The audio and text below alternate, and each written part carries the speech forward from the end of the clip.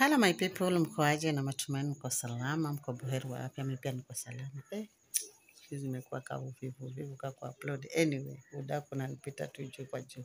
Anyway, asanteni sana kwa wale wote ambao mnatazama video zangu kila niki-upload. Guys, leo nimekuja na what I heard from Mama County ambaye ni best friend wa baby. Alipokuwa anasema baby alipotoka ile interview ya Makideo, alikuja hapo akamwambia nimebanti ama si mimi naona kama nimeenda vizuri. Baba County akamwambia haujabanti chochote. Kwa hiyo Baba County anasema ya kwamba ambaye alikuwa Mama County, alianza na Mama County alafu akafika Baba County, anasema ya kwamba huyu msichana ako na roho ndogo. Kumbe msichana wetu aliumia hivyo wakati ile show iliende. Imagine mpaka almost kupatwa na depression. Na huko Binata he don't care. Alafu hapa tuko chini tunasema mapenzi. Kuna mapenzi hapa. Huyu msichana amevumilia mengi.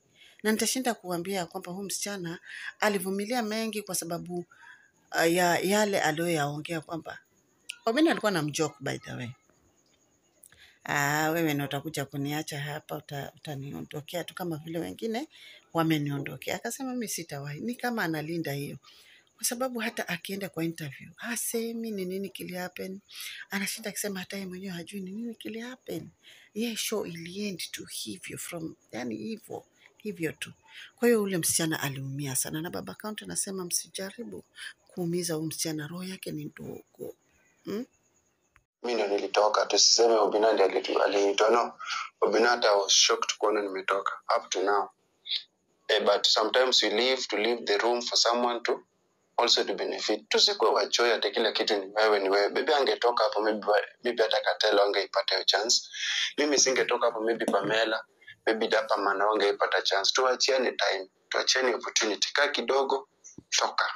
Legacy wache ikiwa hivyo. But mimi nashukuru Mungu, Obina TV studio inaendelea.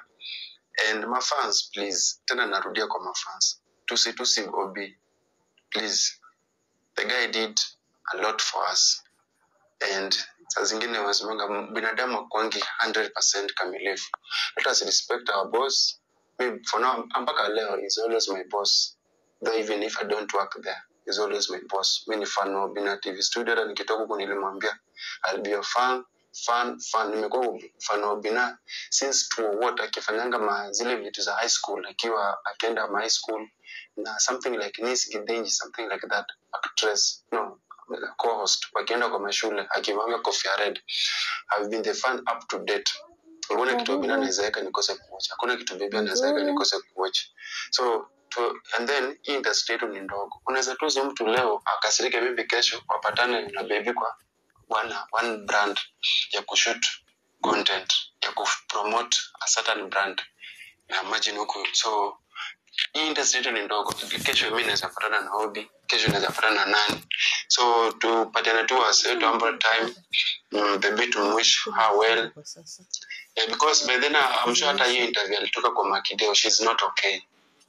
Anakatua kwa sababu because that lady akona roho ndogo sana.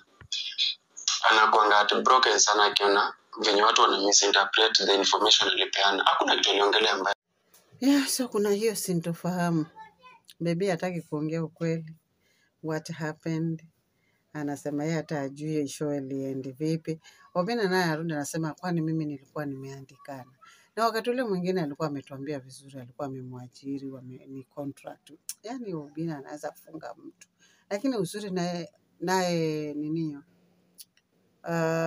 online haisahau.